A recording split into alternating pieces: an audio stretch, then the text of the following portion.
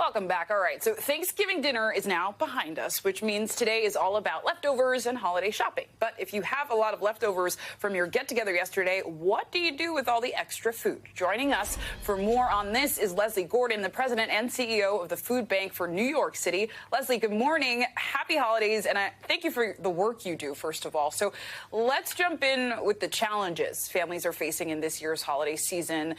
We're dealing with a fragile economy, record high inflation. So how difficult is it for families this time of year? Good morning. I'm so glad to be with you. Thank you for having me and Food Bank for New York City sharing time with you this morning. You know, the centerpiece of the Thanksgiving holiday and holidays to come this season is often food.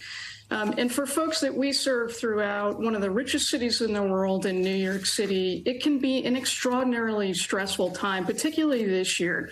We hear about inflation, unemployment rates, the skyrocketing cost of food and putting food on your plate. And so we're seeing a continued high level of need in our city, still pandemic era highs, historic highs, stubborn need, lots of folks online. And on the ground, here's how that translates. So, for example, making ends meet is really tough in New York City. And so I was talking to a mom just the other day. She happens to work at a supermarket, and she can't even afford to shop at the supermarket where she works. And so she turns to our amazing network at Food Bank for New York City to help fill in the gaps. It's a really stressful time. You go to the supermarket, you see all these fabulous holiday displays with all this great food, and folks who are shopping on limited incomes feel as if that's not for them. And so that's where Food Bank for New York City steps into the gap to make sure that they have all the good, nutritious food they need and food that is culturally relevant and familiar. I tell people it's not nutritious if you won't eat it. That's a good word. And so I'd love to hear, how are you filling that gap, helping those in need? And besides food donation, what are some ways people can help out other families this holiday season?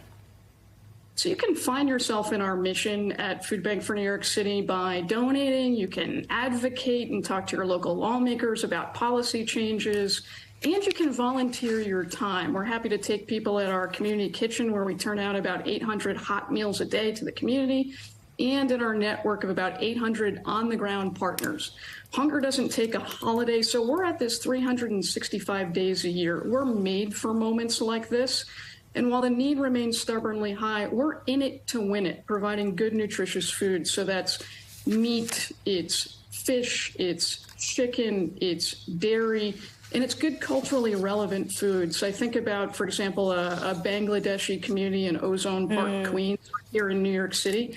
And so we make sure that they have access to things like halal chicken, turmeric, a familiar spice, soy sauce. We want to make sure that it feels like the right food at the right time for them. Right food, right time. Such important work because everyone deserves food. Leslie Jordan, thank you so much. Thanks for watching our YouTube channel. Follow today's top stories and breaking news by downloading the NBC News app.